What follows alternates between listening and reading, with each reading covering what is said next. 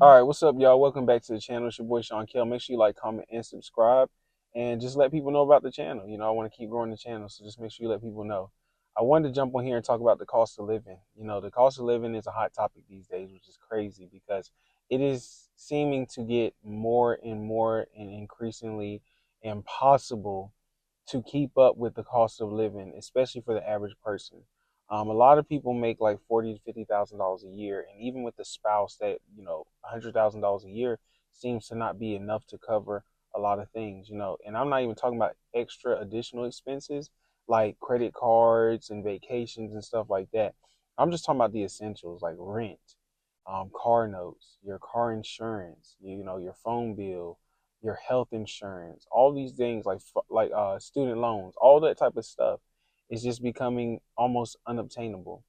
And it's crazy because people are having to pick between bills, and that doesn't make any sense. And it's like, even when you try to like downsize and condense your expenses, it still seems hard to keep up with the cost of living these days.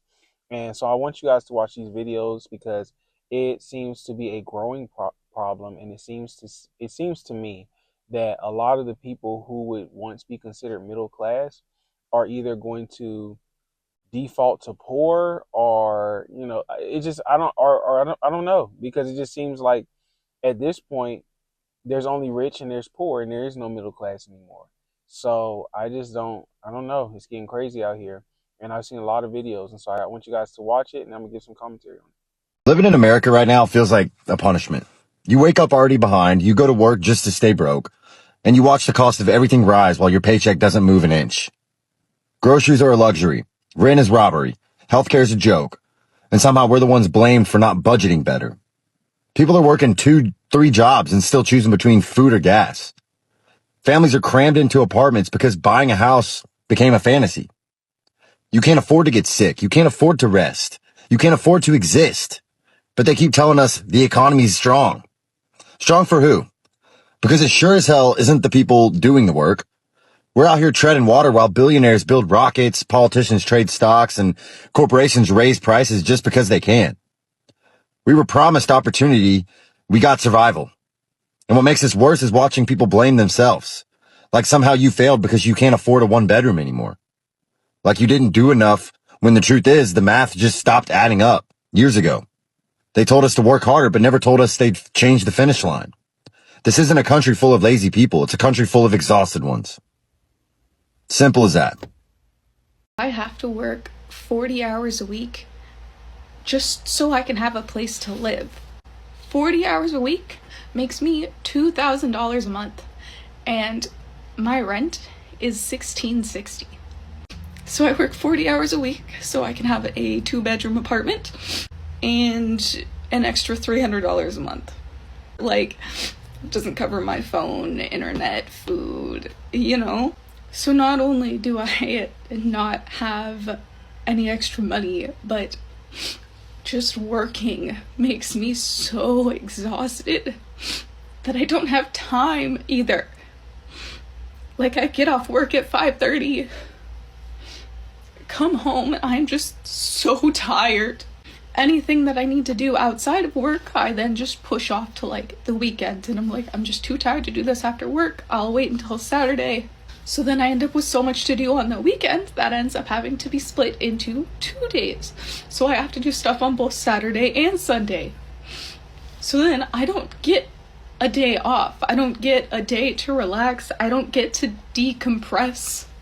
So it is really like working 7 days a week.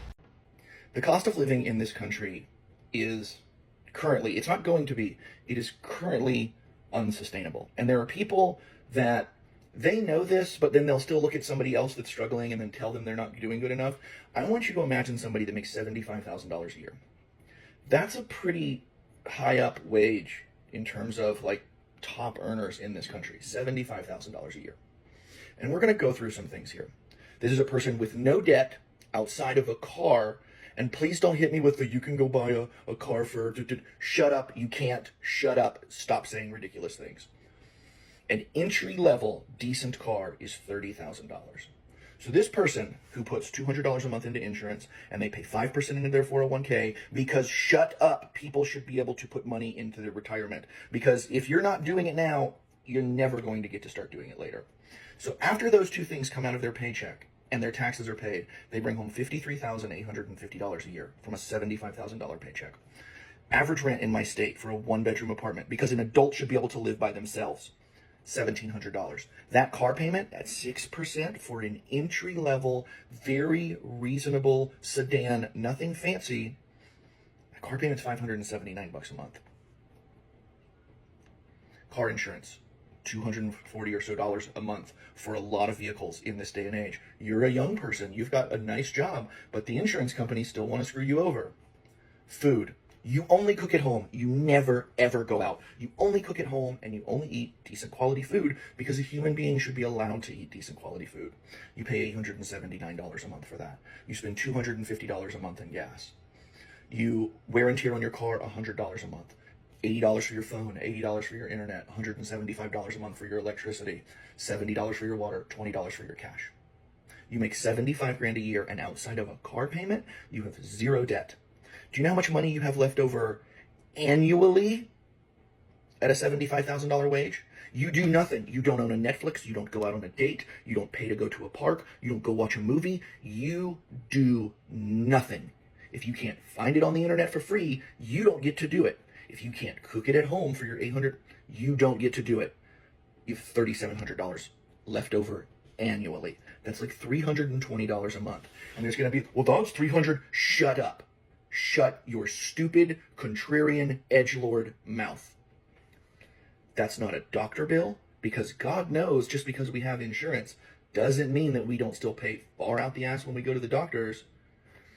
People like to be entertained. They want to date. They want to... There's those of you out there that will tell somebody living like this on $75,000 a year before taxes that they are not doing what they're supposed to do, that they should get a second job, that they should get a side hustle, that they should get a better job. And the fact that you would look at somebody with no debt other than a car and say something like this to them means, objectively, you're a moron and you live in a fantasy world. This is unsustainable. Hey, can y'all lower these food prices? We hungry out here. No, bitch. Food is not a right. If you can't afford it, then you just won't have it. How the fuck is food not a right? We need it to survive. Okay? Then I guess you better figure out how to afford it. Can we have some rent control at least? They're asking for damn near $2,000 just for a studio apartment. You gotta pay to live and live to pay. Nothing in life is free. I'm not asking for it to be free. I'm asking you to lower the prices. Nah. Y'all are evil as fuck. Yeah, well, what are you gonna do? Can you at least raise the minimum wage so we can afford these new prices and we're not struggling to live? No, I get off on watching y'all struggle. It makes me feel good. Now get your broke ass out of my office. You're getting your smell all over me. Begging ass bitch. You want security? Bro, if I knew how bad the economy was going to be up to date, I wouldn't have been riding no bikes, playing no video games. I would have bought a house when I was 10. They did a study based on today's economy. Like, what should minimum wage be based on today's economy to make sure an American is comfortable living a day-to-day life, like with the prices, how the prices is up to date. Bro, do you know how much they say you need to make an hour to be comfortable around this motherfucker? $66 fucking dollars an hour. $66 an hour, bro. Who the fuck making that? That ain't even the kicker. You make $66 an hour. You work 40 hours a week. At the end of the month, guess how much you gonna have in whole? 10 bands. Oh no, but don't think you taking the whole 10 bands. You forgot about Uncle Sam. You're going home with 6,500. Maybe a 7-ball if you lucky. Okay, so eliminate all the bills and life expenses from that 6,500. You left, even motherfuckers who making $66 an hour after paying all their bills and life expenses at the end of the month, they only gonna be able to save a band or two a month. So regular motherfuckers like me and you was just cooked. We po. We just, at this point, we just on the internet seeing who can be po better. Who can be best at being po. Every time I think about or trying to move out my parents' house, the cost of living just get higher and higher. Okay, I'm back from the grocery store and I'm carrying everything in at once. I have everything in my hands. One trip into the house, but $180. spent. So here it is. You gotta see this. Do you see those few little bags? Yep, there's 5 of them. There's 5 bags. This is groceries for one person, for me, because I live alone. For 1 week, $102. I'm not done. Stay with me. This is what I got. You can see here I got a bag of kale. I got some lettuce, some celery, some tomatoes. I started to get fresh green beans, and I was buying fresh vegetables, and they were so expensive that I decided to just get frozen. So I got a few frozen vegetables. I got some mushrooms. I got the only 2 meats that I bought, salmon, and I bought some shrimp. That's the meat I'm going to eat this week. I got some nuts. I got some grass-fed butter, which is healthier than regular butter. I got some, some heavy whipping cream, a little bit of cheese, and I got a few fruits. Now, I will give you this. Dragon fruit is very expensive. It is, but it works wonders. If you know, you know. How are y'all doing it? I mean, people who have families. How are you feeding your families? Like I told you, I'm by myself. It's just me. And thankfully, I praise God I'm able to buy the foods that I need. Of course, I leave the grocery store with an attitude because it's ridiculous. But how are you doing it? If you have 2 or 3 kids, if you're a single mom, how are you feeding your family? If you're husband and wife and got kids, how are y'all doing it? Look, this is ridiculous. I hate this place. Living in the United States sucks. And all of you that are going to come into the comment to tell me that this is the greatest country in the world, you lie. You have been convinced, brainwashed through all the propaganda. It's a lie that you believe, but I understand a lie believed as though it were true becomes your truth, but it's not my truth. This place is awful. And for the one that's coming to say leave, go back to where you came from. That's exactly what I want to do. Could you help me convince my children and my grandchildren that we need to go back? If they'll go with me, I'm out. Peace. Peace out. Deuces. $102 for one person for 1 week. All right, so you guys seen the video. You've seen it's pretty bad out here for a lot of people. A lot of people are struggling, going through a lot. So, if you are financially stable, you are blessed. That is a luxury these days, which is crazy. I would never think that if you go to college or if you go to a trade and you get a job that pays, a fair wage, I thought that that would be enough to live a nice life where you could buy a home, where you could save, where you could have a car, where you could just have the basic necessities in life. But it just seems these days, even with a good, stable job, it's still not enough to cover all these expenses. And it's just getting worse and worse. I don't know what's going on, but even grocery shopping, I've personally downsized on the things that I put on my grocery list because things seem to be so expensive. I only shop at certain stores like Aldi's and things like that because I need to cut down the cost. It's just been a lot going on for a lot of people. And I honestly feel I had a thought, right? So it's hard enough as a single person trying to sustain, life and all these bills and all these different things, but I'm doing it, right? But imagine if I had kids. Like what are the people who have children doing? Like how are they surviving? Especially if you have more than like 1 or 2 children. How are you surviving? Because not only do you have to pay your essential bills, but it just seems like in every field and everything that we have out here, it's all extortion. Daycare is crazy. Like daycare costs are crazy. And even when I was a teenager and my friend ended up having a child while we were in high school, when they sent her the amount that she would have to pay for daycare, it was just way too expensive. So I'm just thinking if it was expensive then, how much is daycare now? How much is childcare now? And then is it worth paying that and then going to work and having to give your whole check to that plus bills and still not being able to cover everything? So I'm really like, dang, what are the people with kids and responsibilities and other people relying on them doing to survive? How are they getting through this? It seems to be very crazy. And it's not once what it was. A lot of people are giving commentary and saying like this is not the American dream that we were able to obtain in the past. And they have a great point because it's not. A lot of the things now just seem so unobtainable. and everything costs, and we're not making enough money to supplement the cost of the basic necessities. Again, not the excessive bills, but the basic necessities. Even I'm not a parent, but I mentor somebody. I've been mentoring them for like years and years, and I'm the one who pays for this kid to play sports and stuff. And even I'm looking at the cost. Like, he's on a AAU team and it's thousands of dollars. You know what I'm saying? Like, what is going on? The clothes, the uniforms, hundreds of dollars. The travel fees, like hundreds. I'm gonna end up spending thousands in travel fees. I'm just saying, like, as a mentor and just working with him and getting him to his games and paying for that type of stuff, I see how expensive it is if you had one child. What if you have 3 or 4 or 5 or 6? Like, how are people like that surviving? I don't understand that. But man, the cost of living is not the same, and it's so unrealistic. And a lot of people are turning to a lot of different alternatives. How are people affording life right now? How are people tackling this cost of living? Personally, I'm not. I had to move out of San Diego. I'm from Southern California, but it's too expensive. Even with full-time work, I had 2 full-time jobs, working on the weekends and at night and in the morning. I still couldn't save up enough money for a deposit for a studio apartment or anything, frankly. So I had to make a change.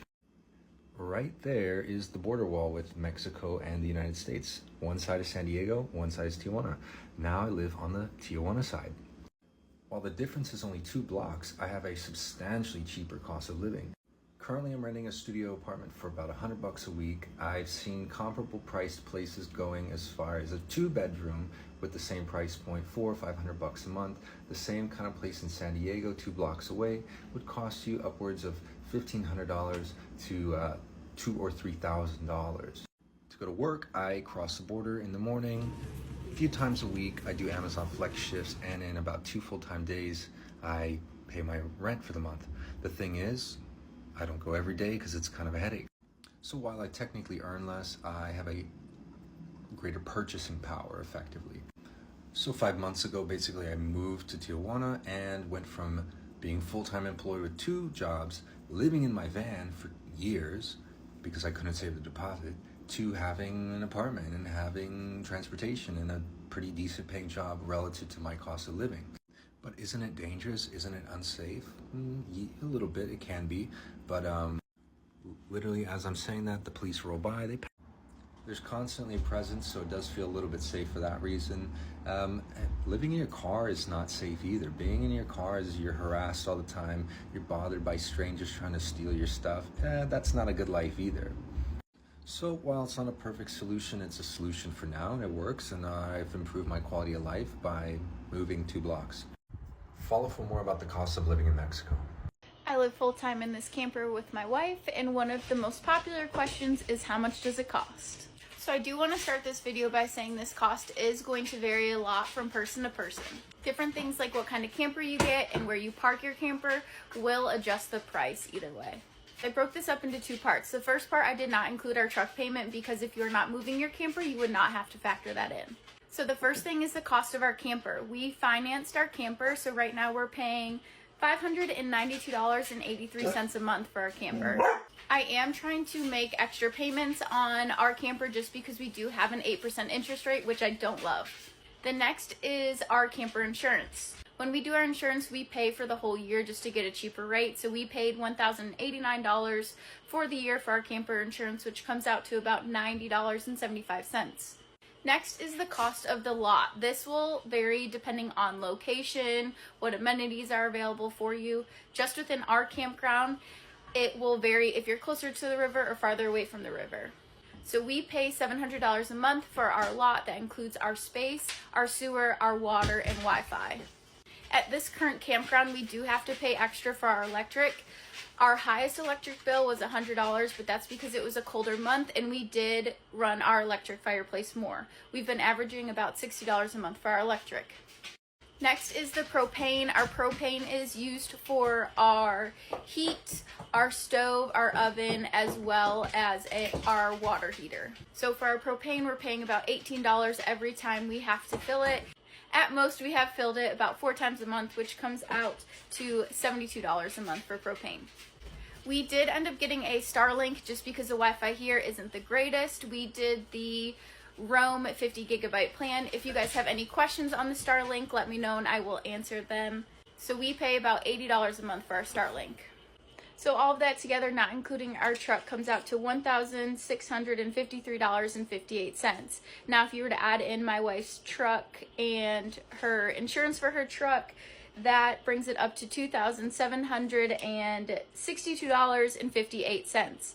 That may seem like a lot of money for some people. However, we do travel for our jobs. So if we would have gotten an Airbnb or a furnished finder, we would have easily been paying about $2,000 a month. So at least this money that we are spending is going into something that we own and is ours. Some people are doing, I don't know if there's an official name for it, but I just start calling it communal living. Like you and a bunch of people all just go in on one home and everybody's staying there. Like families are going to have to start. I honestly think it's going to get to the point, if something doesn't change, people are going to have to consider living with their families. Like maybe grandma, grandpa, mom, dad, aunt, uncle, cousins, everybody go in on a big house together or something, and everybody splits all the bills down the middle. All the adults have to work and contribute something. Like people are going to have to consider communal living, I feel like, because how else can you survive through this? You know what I'm saying? You're going to have to pile in. Folks going to have to pile in one home. I mean, it's gotten that bad. It's to that point. And maybe I'm exaggerating, but I just feel like, wow, even I've seen the increase in the things that I pay for. And I remember paying for certain things and it just being a certain amount and it was survivable. But now I'm paying for those same things and it feels like double and triple the amount. And maybe I'm just, I don't know. Sometimes I feel like maybe I'm just overthinking it, but I don't know. A lot of people are saying that that's the way it is for them too. And I'm just like, man, this is crazy. Luckily, I'm blessed enough to be able to survive, but man, it's getting crazy out here. One of the best things that you can do to save money in 2025 is to live at home with your parents. I know that everybody wants to be independent and they want to have their own place and have their own privacy, but rent is very, very expensive these days. The rent and the cost of housing in general, where I live, has increased by roughly around 40%. And in certain areas, that figure is even bigger. So if you're living paycheck to paycheck or you're really struggling with your finances, living at home is one way to kind of help free up your budget a little bit more. On average, your cost of housing is going to take up roughly 20 to 30% of your monthly budget. So let's say you're living paycheck to paycheck and you just don't have that extra room in your budget to invest or to go on a vacation, right? Well, if you live at home, now you'll get an extra couple $1,000s.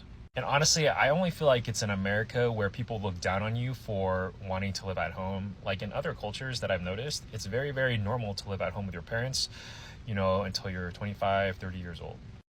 This way, if you just graduated college and you save that $2,000 over a span of 5 to 8 years, that's roughly $150,000. And then, invested, compounding over time, who knows what that dollar amount. More than likely, you'll save on utilities, groceries, and your parents will cook for you and maybe even help you do your laundry. If you are fortunate enough to live with your parents or have a situation where like a family member is willing to let you stay with them and you don't have to like really pay rent, and it's a situation that you can actually like tolerate, do it.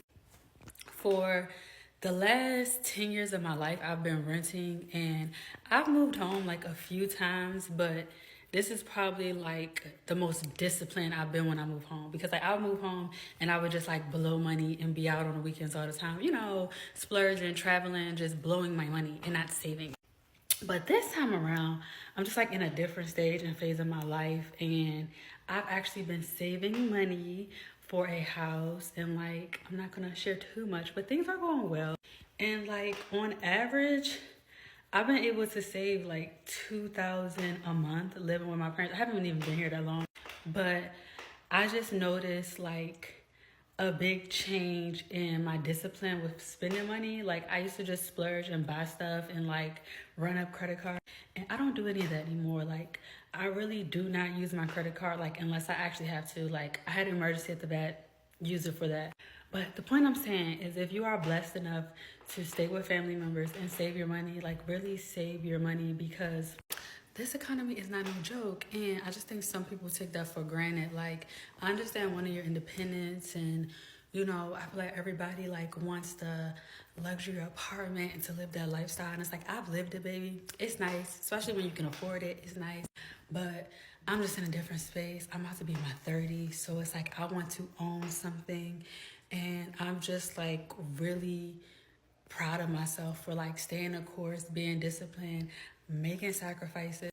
Like everything that I own that was in my apartment is literally in this room in storage. Like I don't even have a real closet right now. As you see, this is like my jewelry and stuff. Like I don't sleep in here. This is just where I get ready. But it's like the fact that I made a really, really big sacrifice to live with my parents, like sacrificing just like more times with friends and stuff because I'm further away from like where my life is. But all in all, I just feel like I'm actually getting something out of this. Like the fact that I've been able to save money, my credit score has gone up, like I'm in the home buying process. Like it's just like, okay, like it's worth it. Sometimes you got to make those sacrifices because it's worth it. And in a couple months, I'll be having the keys to my house.